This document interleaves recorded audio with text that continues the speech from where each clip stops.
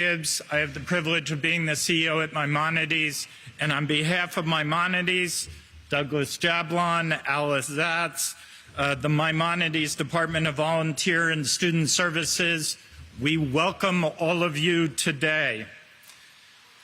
Maimonides has been doing this summer youth program for 25 years. We have over 4,000 graduates from this program. We are the largest employer in Brooklyn, the largest healthcare provider, and we have great commitment to this program because what we see in it, and the mayor is driving forward, is that we have nothing more treasured than our youth, our future leadership, and this is a path into productive working life, into the economy, into citizenship, and in this case, into healthcare, which is a giving profession, a caring profession. And as we will hear, the mayor has made an extraordinary commitment recognizing the value of this program. So we're excited to have him and others here today. And before I hand it over, I just want to say that we do nothing alone.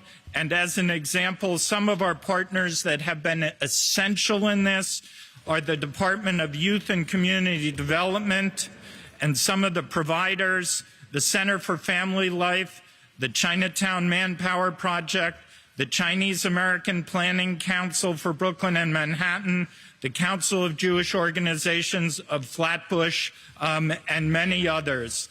And so with that, I want to welcome Mayor Adams. I want to welcome Commissioner Howard. I want to welcome Speaker Adams. And I want to hand it over to Deputy Mayor Sheena Wright. Thank you.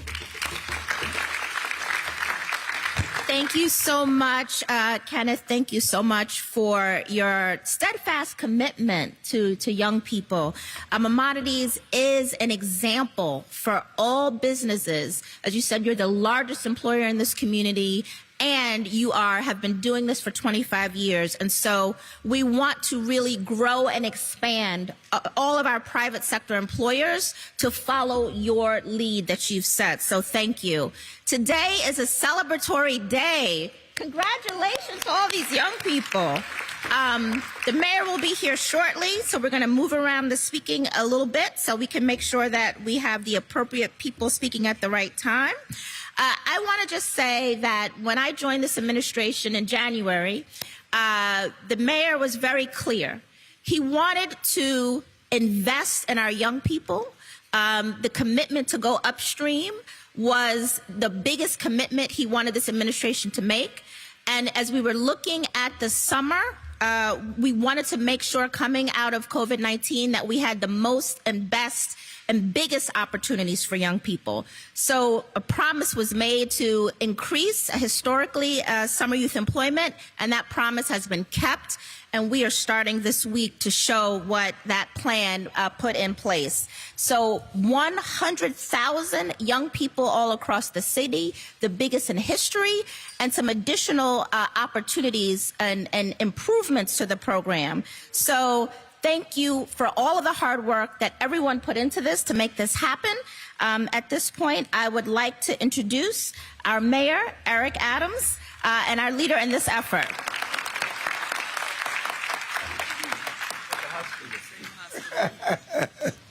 Thank you. And the irony of the moment is that when I leave here, I'm going back to Rikers Island to speak with a group of young people who did not have these opportunities. And that is why it's so profound that we take our administration upstream, because the goal is not to wait till young people fall in the river of despair and then spend countless number of dollars and hours and miss opportunities, but to go upstream and provide them the services that they deserve. And so I want to thank Kenneth Gibbs and the entire hospital staff here. Even as borough president, I remember the role you played during COVID-19, your entire team, and how responsive you were to the community.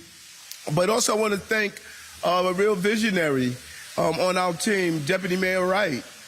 for how she took a program and made it something new and something different.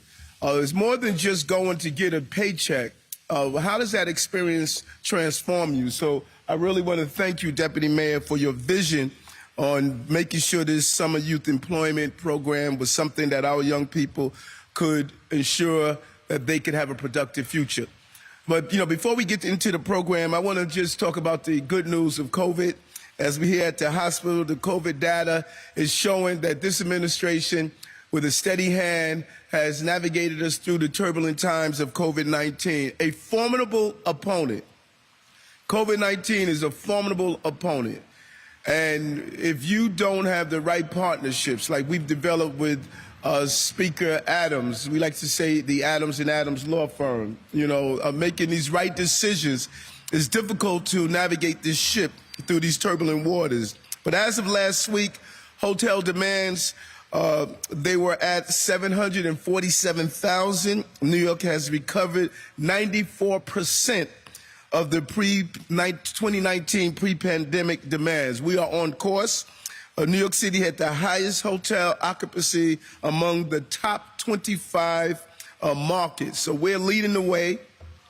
The Statue of Liberty, which is another indicator of visitorship, has recovered 80% of its pre-pandemic levels. So people are coming to New York to see the Lady in the Harbor and enjoy what this city has to offer. Times Square weekly and weekend average foot traffic exceeded 2019 averages, and they have a high watermark since 2019 of 445,000 people in Times Square on Saturday. A New York City and Company raised its forecast last month of the number of tourists. We're now predicted to receive 56 million compared to only 33 million in 2021. We're moving in the right direction. They set a record for tourism. In 2019, we set a record for tourism, and we're going to get close to that this year.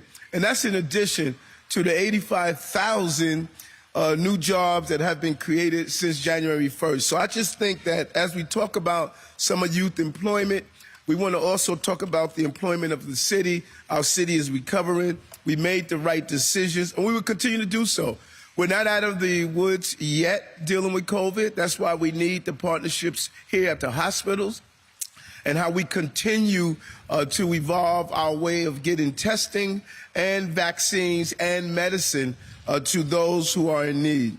But switching back to why we're here today, we're talking about summer youth employment.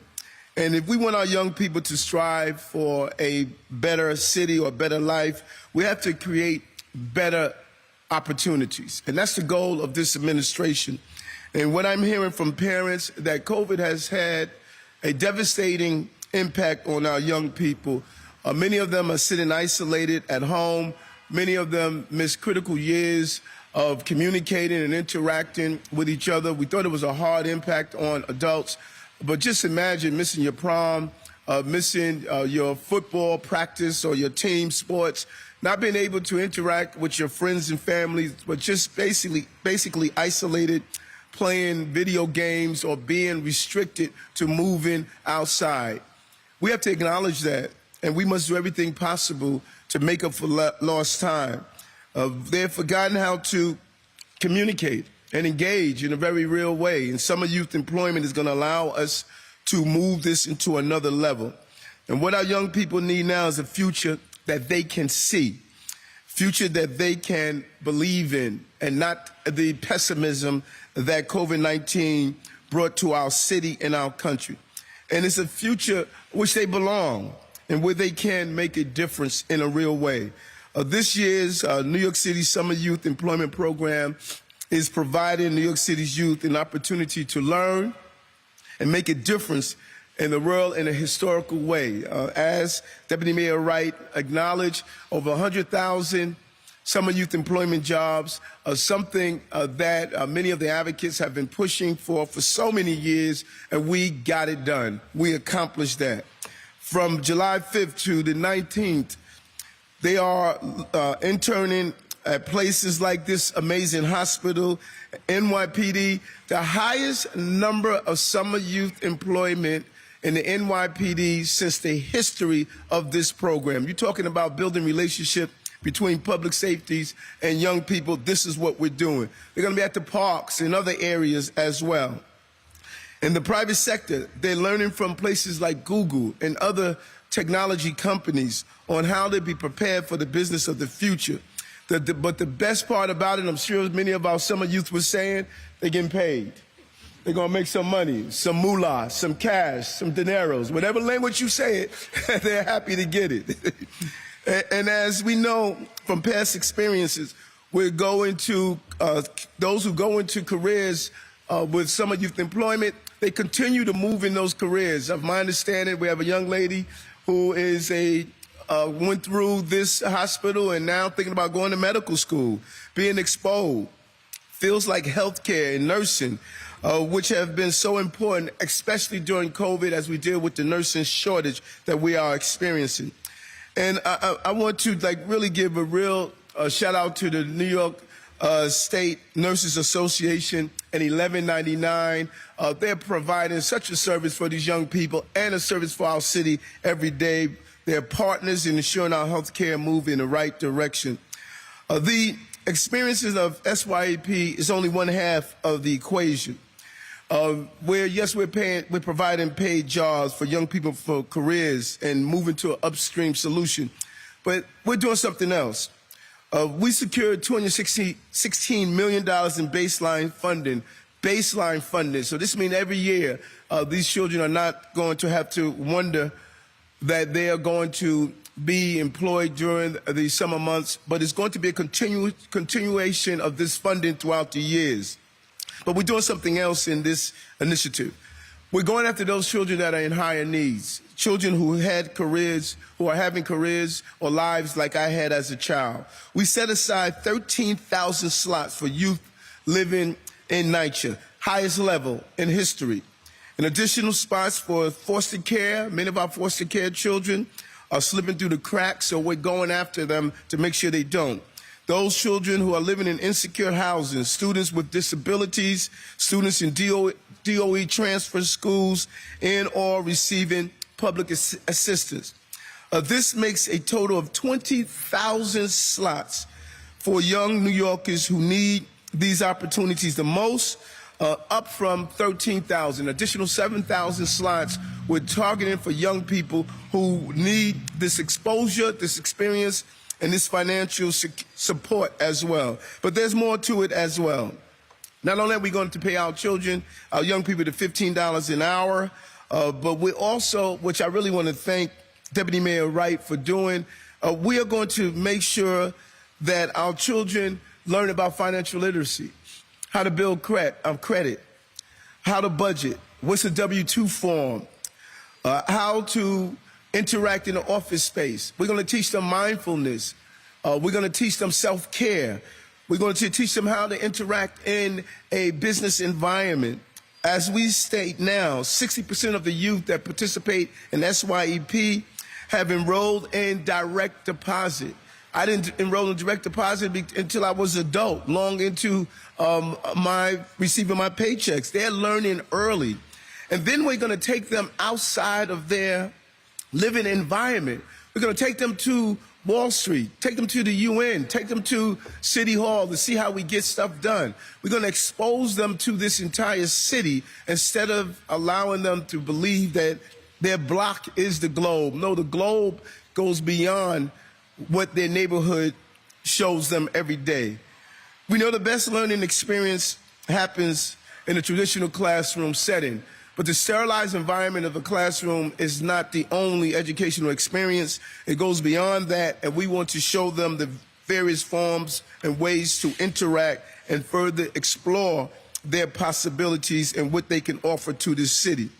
This city is diverse. As you look at the young people who are here today that's with us, it's a diverse city, and we want them to experience that diversity as they evolve as young adults.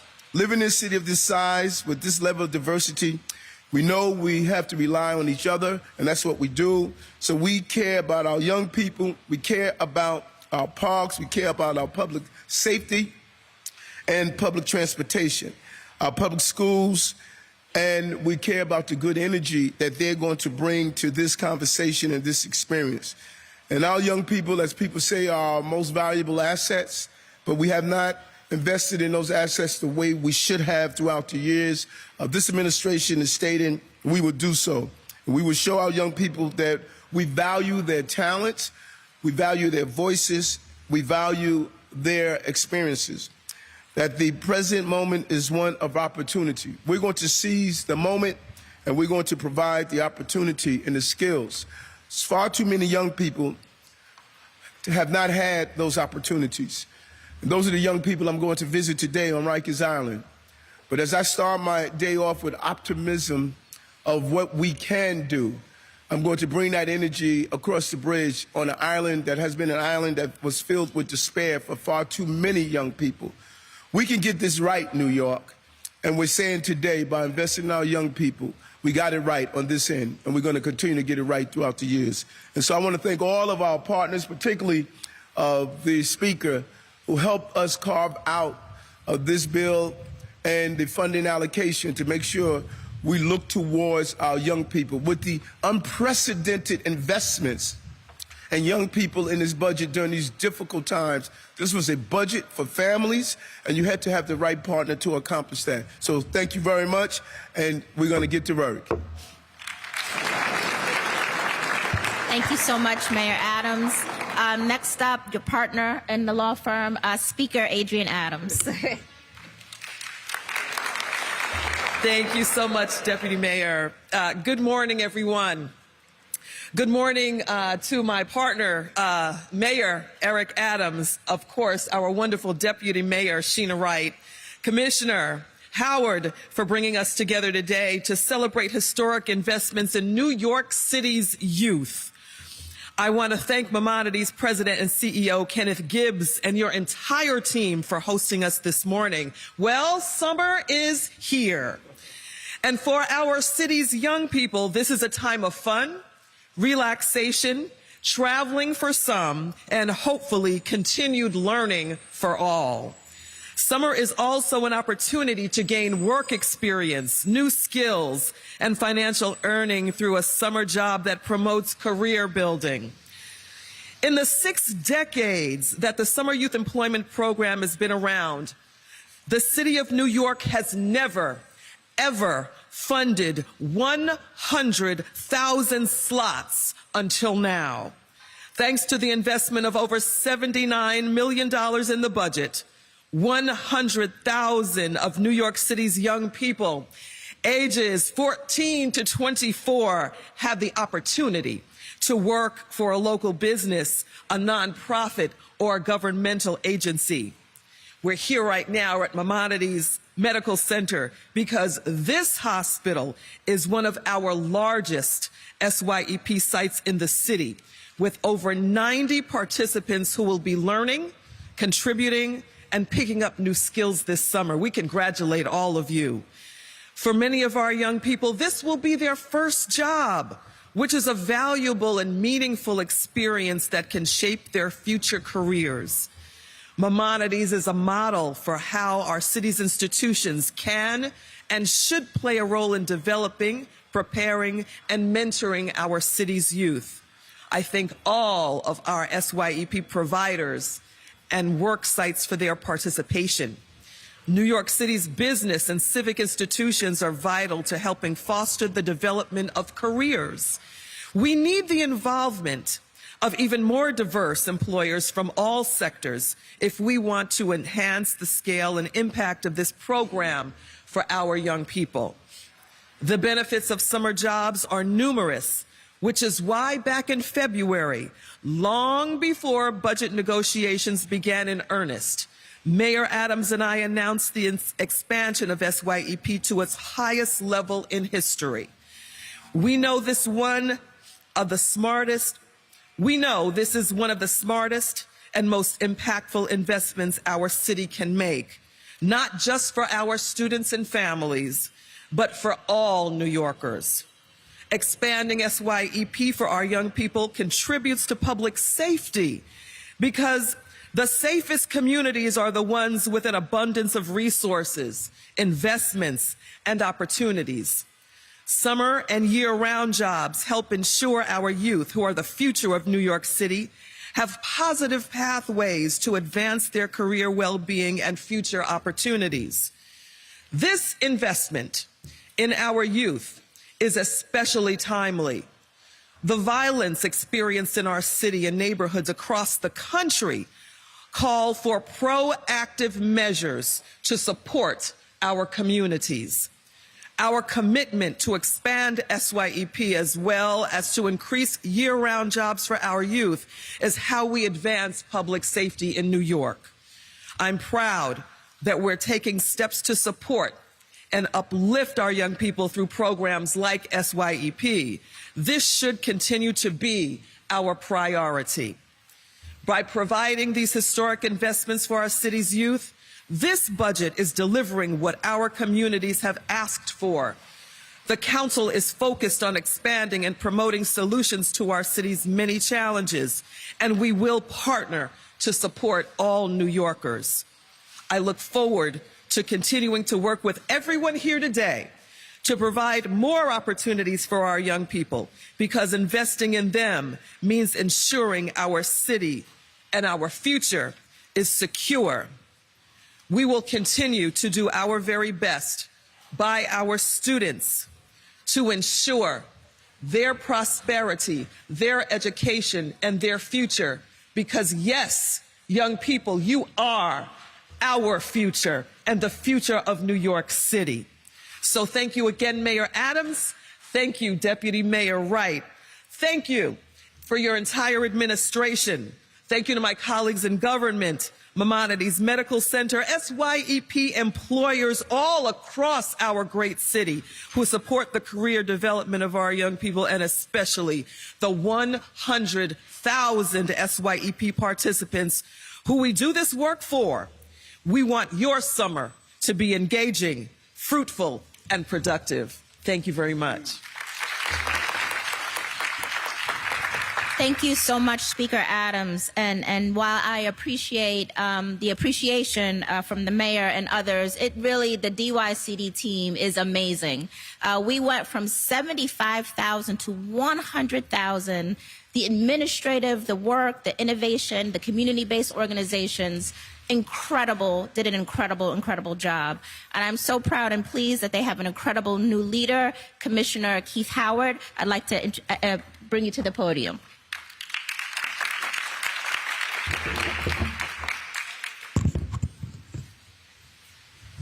Thank you, Deputy Mayor. And I also want to thank the mayor, especially for his forward vision and creating the summer youth expansion. As everyone's indicated, we went from 75,000 to 100,000 SYEP participants, an amazing accomplishment.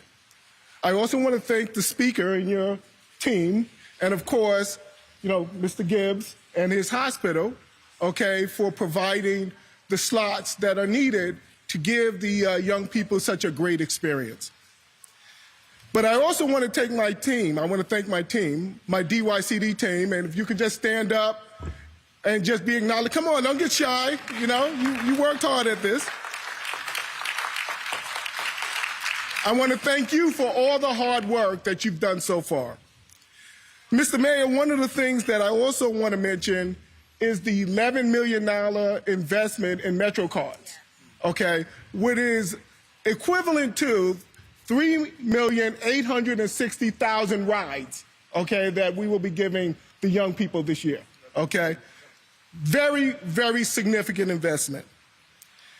So I have a special connection to the hospital because my mother-in-law was here and was treated.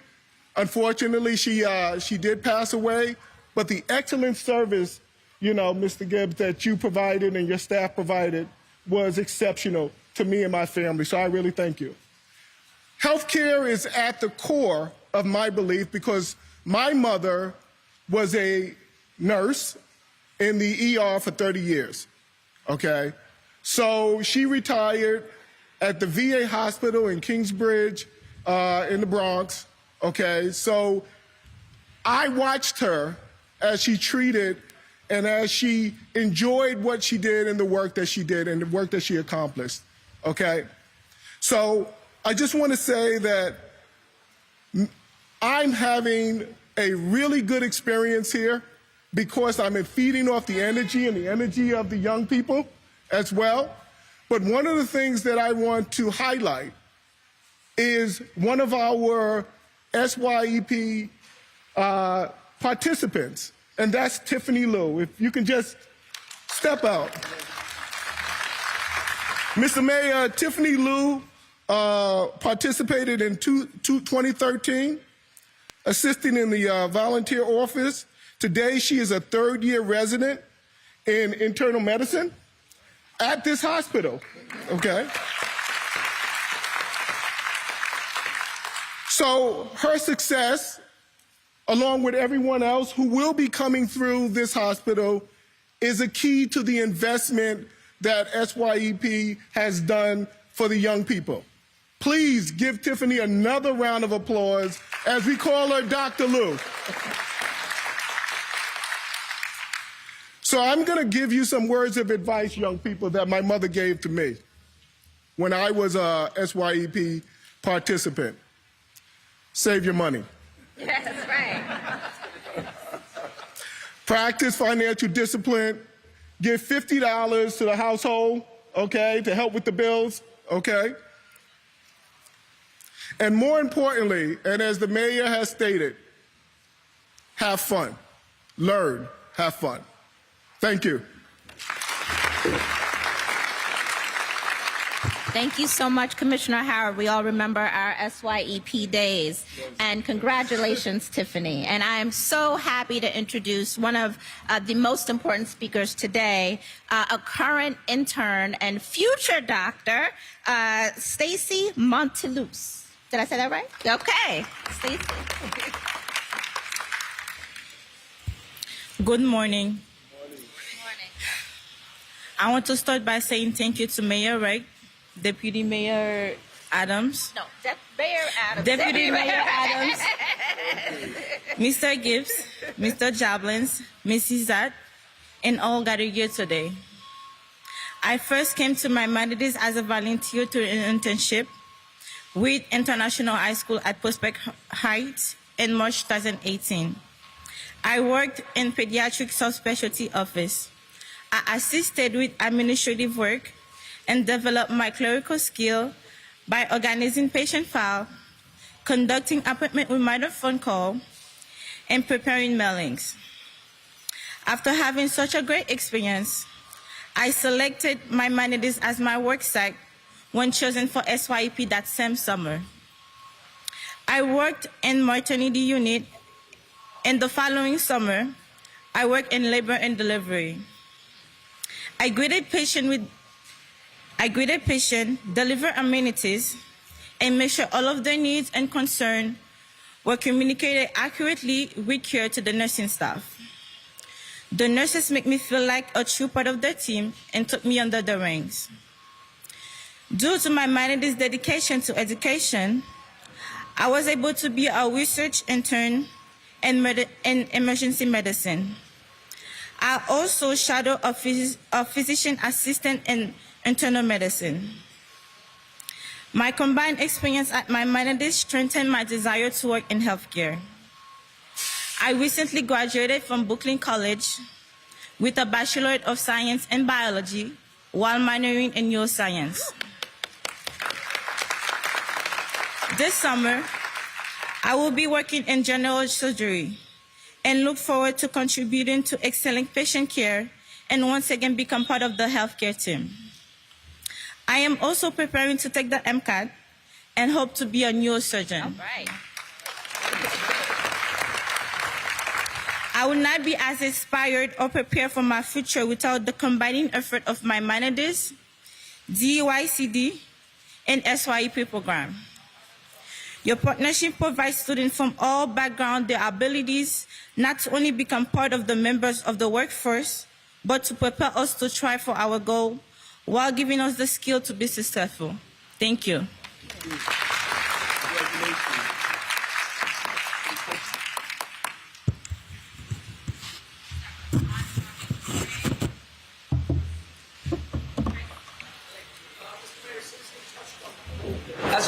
some economic indicators are pointing in the right way. The city at the same time appears to be entering what looks like a new wave. The infection rate hit 14% yesterday. This comes after your administration removed that color-coded COVID alert system.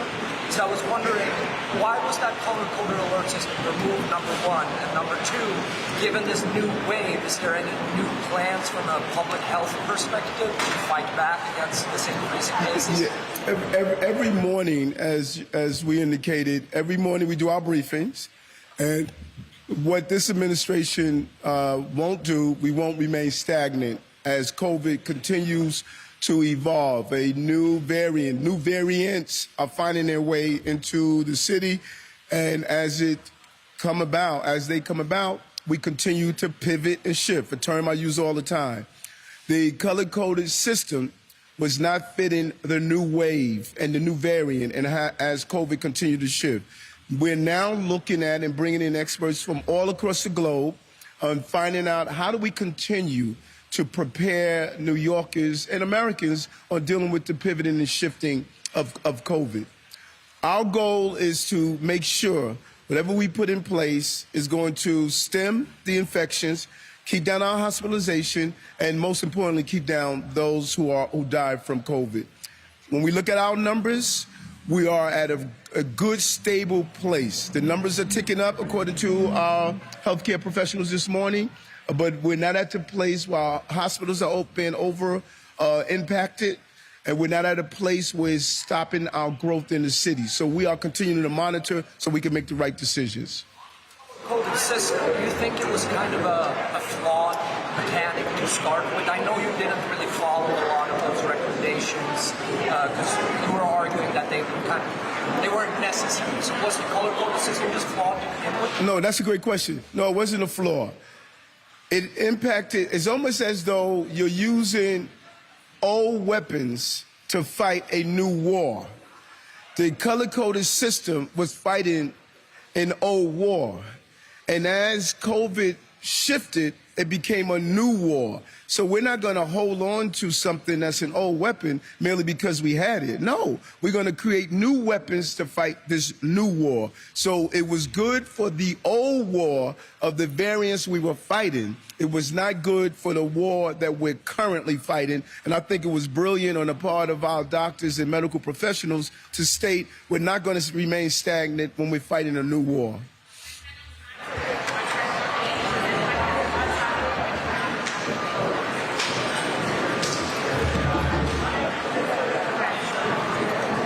Okay. I wanted to follow up with you about the class size bill. I'm sorry, the what? I wanted to follow up with you about the class size. Class size? So Senator Liu said during a Community Education Council meeting yesterday that... Okay, there's a lot of echo here, so you're going to have to give me that Brooklyn voice. So I wanted to follow up with you about the class size bill. Yes. Senator Liu was speaking at a Community Education Council meeting last night, and he was saying that he has confidence that the governor will sign it and that it's not as urgent as the mayoral control bill. Are you concerned that the governor will sign that bill? What are your thoughts about that? And what are the latest conversations that you've been having with the governor about it? Yeah, the team is speaking with the UFT and others. The goal is we believe in smaller class size, and we need to be clear. The union contract calls for, I think, around 32 students per classroom. It's in that area, around that dollar. We're down to 21.5 because we're hemorrhaging students in the Department of Education. And so our position is, let's make sure we reduce class sizes in those schools that are in need of smaller classes because they're hurting academically. And so we're still in conversation with the UFT and with our lawmakers, and we believe we're going to get to a good place. And I think the governor is excited about that as well. And so we're looking to make sure we can come out with a win-win. And I like Councilman, like State Senator Liu, I believe we're going to get there. What do you make of the fact that she hasn't signed it yet? Do you think that's a sign? She's given us opportunity to further talk and negotiate to make sure we can find the right level. Because this is this is hundreds of millions of dollars that we're talking about during a time when, again, our class sizes are decreasing. We are hemorrhaging students in the Department of Education, and we want to make sure that we use our dollars correctly. On Friday night, a bodega clerk who didn't have a criminal history grabbed a knife to defend himself against an ex-con who stormed into behind his counter in Hamilton Heights. Do you think it was right the Manhattan DA threw the book at him and charged him with murder in what appeared to be a case of self-defense, and also setting a bail of $250,000? The DA has a non-mandate where we cannot dictate or mandate how he determines how he's going to prosecute crimes. That is up to the district attorney, and I'm not going to second guess the district attorney for his actions. With that said, my heart goes out for that hard-working, honest New Yorker that was doing his job in his place of business, where a person came in and went behind the counter and attacked him. My heart goes out to that employee who was in the store doing his job. And so I am hoping that we take all of that into consideration as this hard-working New Yorker was doing his job and someone aggressively went behind the counter to attack him. So the DA has his job. I have my job as the mayor of the city of New York. And as the mayor of the city of New York, I support hard-working, innocent people that are doing their job. And I saw him as a hard-working, innocent New Yorker that a person went behind the counter and attacked him. Mayor, can I ask you about the monkeypox outbreak? Yes. There's been some issues with the vaccine rollout. I know your health commissioner is having an event about that today. Can you talk about the vaccine rollout and just in general, should New Yorkers be alarmed at this uptick in monkeypox cases? We are, the White House is doing a great job of giving us the vaccines that we need. I believe that the Health Department, the Department of Health and Mental Hygiene, Dr. Fassan, in his briefing each morning, he gives us basically a forecast on monkeypox, and we are managing this issue, and we're taking it serious. We are not, just ignoring it. And so we got an additional, I believe, 6,000 vaccines. And we're going to make sure that next week we should be getting more. And as we get them, we're filling up and making sure that we get them out the door right away. We had a number of appointments, and I believe that the doctor and his team is doing a great job. There was a glitch by the third-party vendor that created the website, but we pivoted and shifted, and we're getting the vaccines out the door. For New Yorkers, is this a cause for alarm for people? No, I believe that, to me, be prepared, not panic. I say that over and over again. We said it with COVID. We say it with any other crises that we're facing. We must be prepared and not panic, and we have the right professionals that are doing the job. Mr. Mayor, Yes. hurricane season upon us. What has or is the city doing to help prevent the flooding and devastation that happened in the last few years?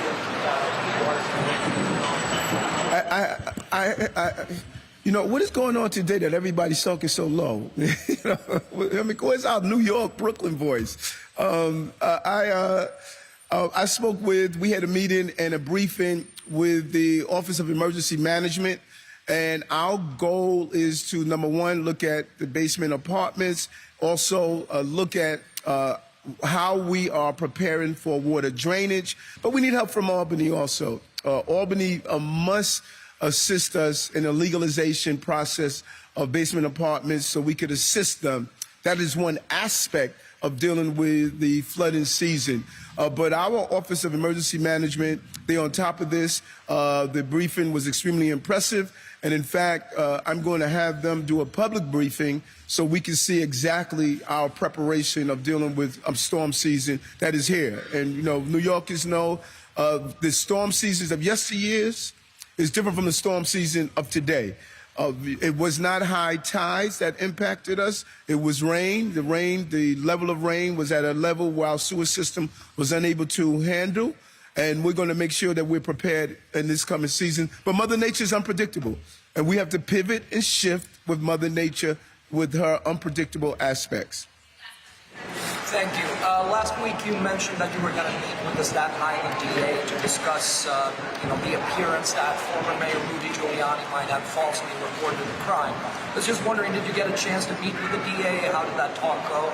No, I said I was going to reach out to him. And yes, I did reach out to him. I communicated with the Staten Island District Attorney that I believe it was unfair for a New Yorker to spend 24 hours in jail for an offense that he did not commit. It was clearly from the videotape of this gentleman, a pat on the back is not an assault. And I communicated that with the district attorney. And as I stated, the district attorney has a non-mandate. He will make the determination of how to handle a case or proceed with the case. I was happy that the gentleman was released on his own from the court. And I just believe that we should not have innocent New Yorkers spend 24 hours in a jail for a crime they did not commit. Prosecute this man? I'm not going to share the private conversation with the district attorney. Thank you.